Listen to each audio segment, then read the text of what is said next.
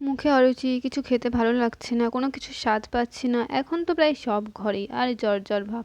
তাই জন্যে ঘরেতে একটু রাখা ছিল কুলপো শাক, একটু আলু আর একটু কাঁকড়া আর পেঁয়াজ একটু নিয়েছি, এটা অপশনাল। আপনি নিতে পারেন, নাও নিতে পারেন। আর আমি একটু তেল গরম করে নিয়েছি, নিয়ে আর কাঁকড়াটাকে ভালো করে সুন্দর করে ভেজে নিয়েছি গরম তেলে। একটু নুন হলুদ দিয়ে যেরকমভাবে ভাজা হয়, একটু ভেজে নিয়ে আর একটু লঙ্কা আর পেঁয়াজ দিয়ে ভালো করে নাড়তে থাকলাম। একটু ভালো লাল লাল হয়ে আসলে, ভেজে আসলে তার মধ্যে আলুটা দিয়ে নিলাম।